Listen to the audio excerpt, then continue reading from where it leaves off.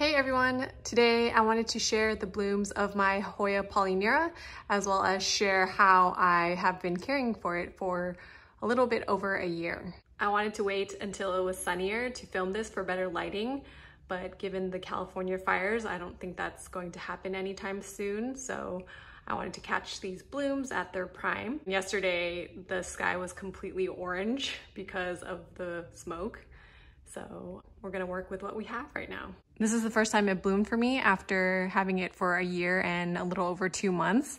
And I was lucky to have it not only bloom once, but 6 times.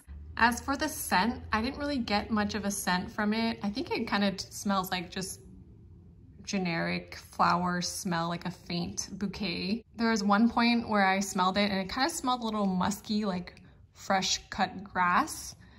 But other than that, I haven't really picked up anything significant, and it hasn't been that strong even when I tried to smell it at nighttime. Unfortunately, I don't remember how long it took for these flowers to emerge as a peduncle and bloom, because in the beginning, which was end of March, which was about 5 to 6 months ago, I saw peduncles forming and I got really excited.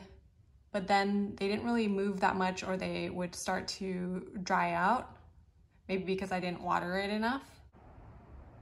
So then I just kind of stopped tracking it because I didn't think they're gonna do anything. But if I had a best estimate, I would say it took about maybe 2 months or 2 to 3 months to fully bloom. Some of the leaves even have splashing on it, which is pretty. It came to me in a 3-inch net pot with cocoa chips because the seller had ran out of sphagnum moss, which she usually uses. I wanted to baby the plant since it was such a prized plant that I was really excited about. So I kept it in a humidity bag to keep the humidity up so it could be happier. I actually just took it out in April since it was growing out of it, and figured that it would be okay without the humidity bag since it's already been established. And it's doing okay so far since it has new growth. It might not be growing as fast as it was before. I don't think a humidity bag or a terrarium environment is necessary, but if it's a new cutting and maybe the roots aren't as established, it might help to give it that extra boost of humidity to get it growing.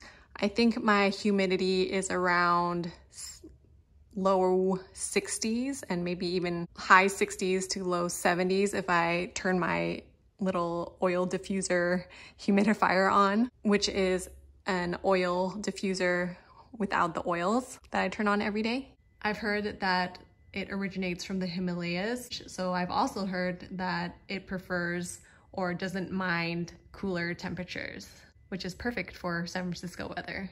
For lighting, I know everyone kind of gives those general guidelines of bright indirect light for indoor plants. In my case, I put it right next to a north-facing window, but it's a bay window, so it juts out a little bit and gets a little bit of that east-facing light too, which is a little bit stronger, but it's stuck in the corner, so I don't know if it even gets that much extra east-facing light. So it seems like it doesn't need very bright light and it can tolerate lower light, but directly in front of a window.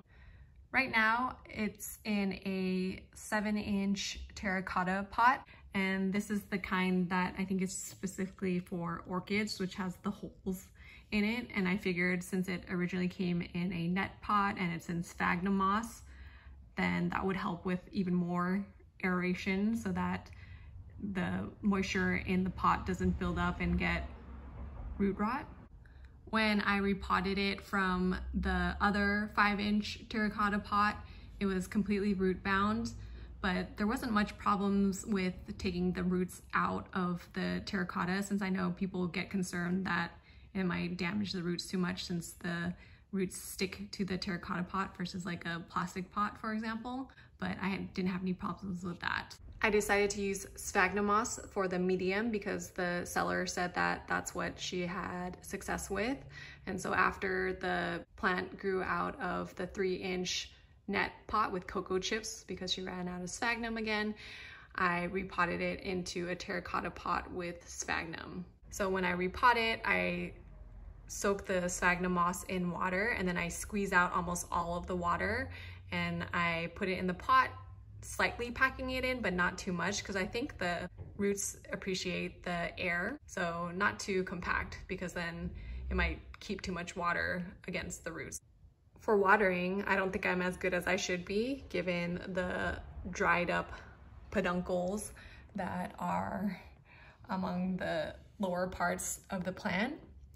But I usually water it when it's dry. So I think if you water it when it's almost dry, that might be better, just to make sure it's moist. And when you check out the sphagnum moss, see it's pretty damp right now, but you can like kind of try to dig your finger in like an inch or two, just like you would with soil, and see how dry it is. I think if you had soil, you could probably do the same thing, check 2 inches down and see if it's almost dry and water then.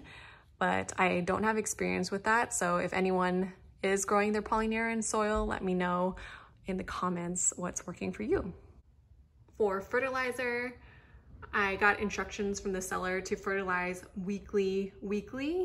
So a low NPK of fertilizer weekly. So I used Espoma organic fertilizer, which is NPK 222. And every time I watered it, which is I don't think weekly, but maybe every 2 to 3 weeks when it was a smaller pot, I would just water it with the fertilizer water. Since I ran out of the liquid organic fertilizer, I switched to the Osmocote slow release fertilizer that releases in 6 months, and it's a pellet form. So I just use the indoor instructions that they have on the bag, and then I sprinkle them on top of the sphagnum moss.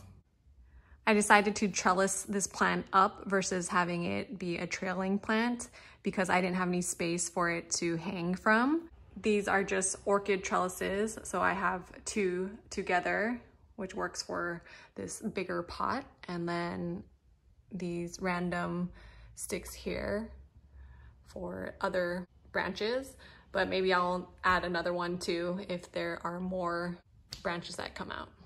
All right, hope you enjoyed taking a look at my Hoya Polyneura and its blooms, and that the care tips were helpful. If you liked it, feel free to like and subscribe if you want to see more videos. Thanks for watching.